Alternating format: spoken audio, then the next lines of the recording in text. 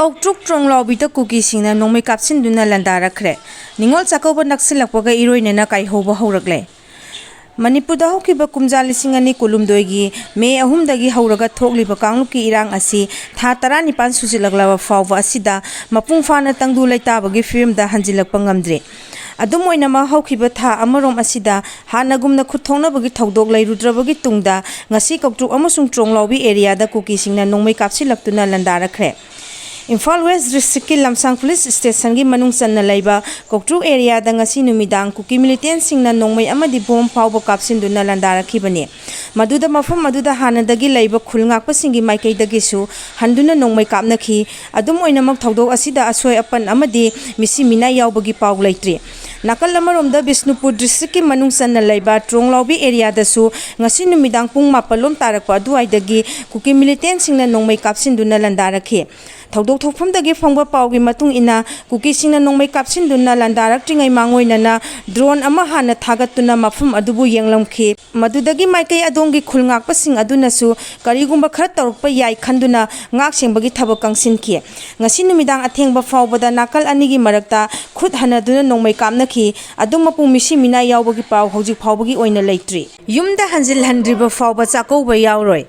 Yum Inkolda Hanjilhanba Haibasina Relief Camp the Lariba, Lanjanaraba Ningol Singda, Labang Miam na Pibo Kudol Oizage. Isagi Yum the Hanjilhandabana Sahisigi Oina the Ningol Chakouba Toramda, Saru Yaoraroi Haina, Sajiwa Relief Camp the Sangja from Louduna Lariba, Iko Maikay Ningol Sing the Fondoragle. Sajiwa Relief Camp the Ngasi Pau missing Unaba Amada, Mapam Asida Sangja from Louduna Lariba, Iko Ningol Takelambam Ibe Yamena High. Isagi Pongna from Lamdamda, Tauna Utopangamdre, Isagi Yum Inkolda Ngasi. Fawba hanjin bangam dana lairi lanjenari basing asina changja from lauriba mafam sing asida nongma nongmagi daw yengduna punsi leli lengang ni yelakpa cha khara saduna tumba asina tana tungya sa uraktre lanjenaraba ningol sing bupungning sontha dana ba haiduna lamdam sigi ipung uifa singna ningol Chakouba gi paw haiba lakpa asima apen ba fawe kumsi sahigi oinadi ningol Chakouba gi thoram saruk yararoi lanjenari basing bu masa masagi mayumda hanjilana ba honnabada leibang miyamna sung mateng pangbiyo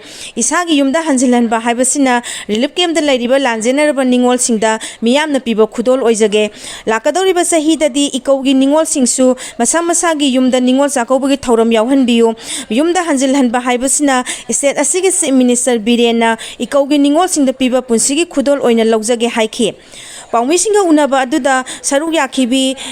Yang Komangdagi Mutum Bijeta na hai Mamang Sahi me anida Luhong laga lan nang badagi mangani Chakouba phawba nangdana lanjela khibani Yumban punsida khongdarak padagi ipam lamdamda kena mongna satpa phangdri adubu isagi yum inkolda hanjinduna tangdu laitana laiba phangdaba asina Ningol Chakouba gi thoramda saruk yaningba poktre lamdam sigi Ningol singna Chakouba gi thoram mapung fana pangthokpiu masida nungaitaba karisu leijade lakadoriba sahi asidadi aikhoisu isagi yumda Hanjilhanbiu haiki Speaker na Kuki MLA taragi mathakta action lokhatriba karigino Biren Ngasi Sengmai Kendragi Indian National Youth Congress ki enrollment drive ko mari lainana fayeng da pangthokhiba pawgi mifam amada hanagi Sengmai Kendragi Minister Ningthaujan Birena Manipur gi Speaker na Manipur thugaina ba honariba Kuki MLA taragi mathakta hauji fawba action lokhatriba karigino haina phongdokhre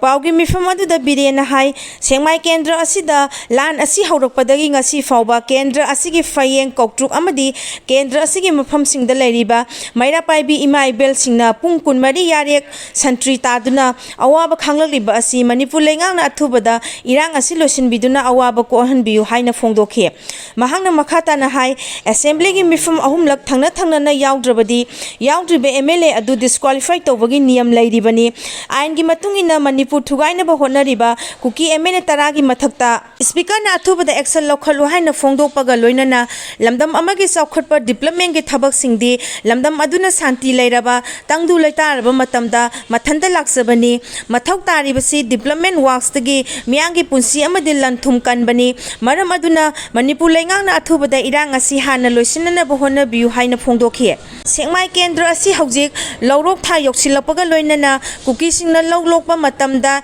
Etekna Singba Satharakadra Haina Mipainari Asiguba Pipam Sida Miyangi Singnaba Sing Asi Kokhananaba Legang na Akhangnaba Thabak Lokhatkadabani Sengmai Kendra gi Youth Congress की मपांगत कनखत हंदुना लमदम मसिगी अवाट अपासिंग मेंखतकनी हाइना बिरेना फोंदोखी।